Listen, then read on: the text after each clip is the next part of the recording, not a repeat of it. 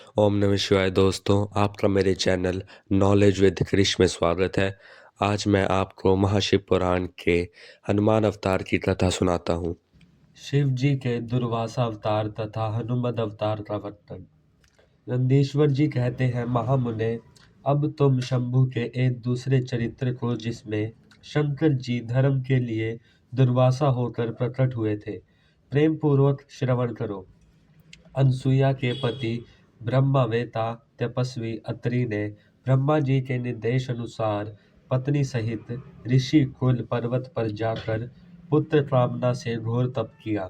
उनके तप से प्रसन्न होकर ब्रह्मा, विष्णु और महेश्वर तीनों उनके आश्रम पर गए।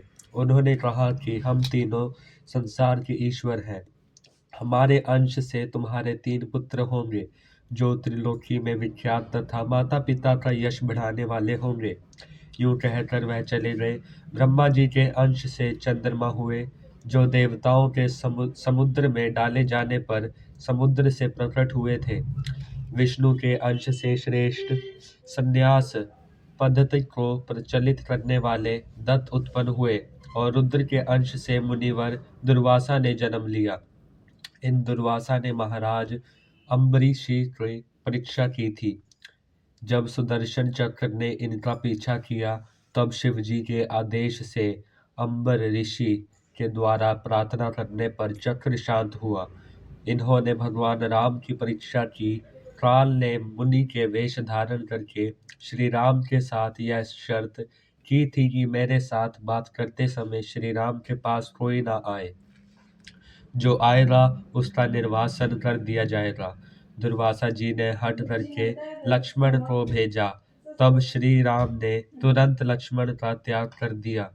इन्होंने भगवान श्री कृष्ण की परीक्षा की और उनको श्री रुक्मणी सहित रथ में जोता। इस प्रकार दुर्वासा मुनि ने अनेक विचित्र चरित्र किए। मुने, अब इसके बाद तुम हनुमान जी का चरित्र श्रवण करो।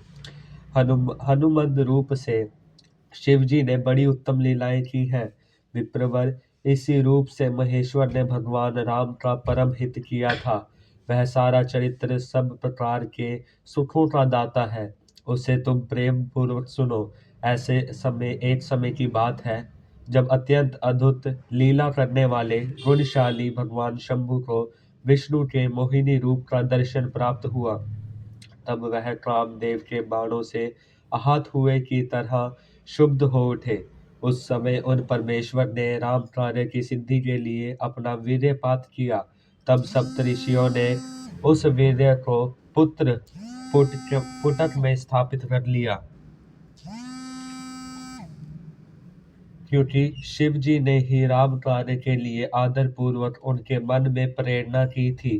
तत्पश्चात उन महर्षियों ने शंभु के उस वीर्य को राम कार्य की सिद्धि के लिए गौतम कन्या अंजलि में कान के रास्ते स्थापित कर दिया। तब समय आने पर उस गर्भ से शंभु महान बल पराक्रम संपन्न वानर शरीर धारण करके उत्पन्न हुए।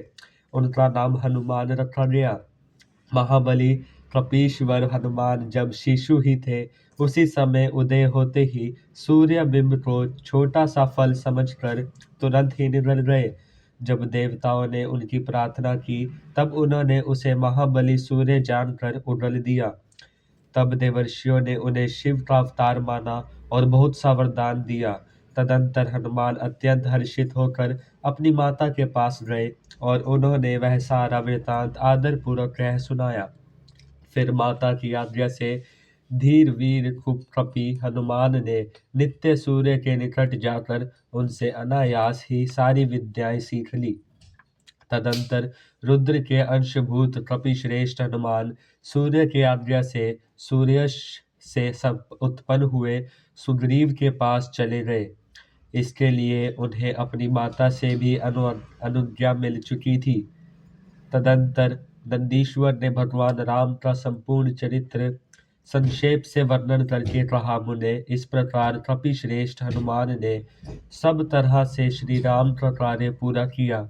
नाना प्रकार की लीलाएं की, असुरों का मान मर्दन किया, भूतल पर राम भक्ति की स्थापना की और स्वयं भक्ता ग्रहण होकर सीताराम को सुख प्रदान किया। वह रुद्र अवतार, ऐश्वर्यशाली हनुमान लक्ष्मण के प्राणदाता, संपूर्ण देवताओं के गर्भहारी और भक्तों का उद्धार करने वाले हैं। महावीर हनुमान सदा राम कार्य में तत्पर रहने वाले, लोक में रामदूत नाम से विख्यात, दैत्यों के संहार और भक्त वत्सल है।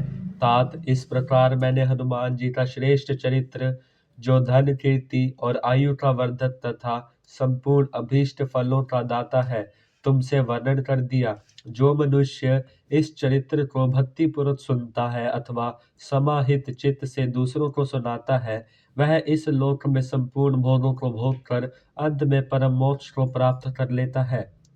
बोले श्री सतगुरुदेव महाराज की जय।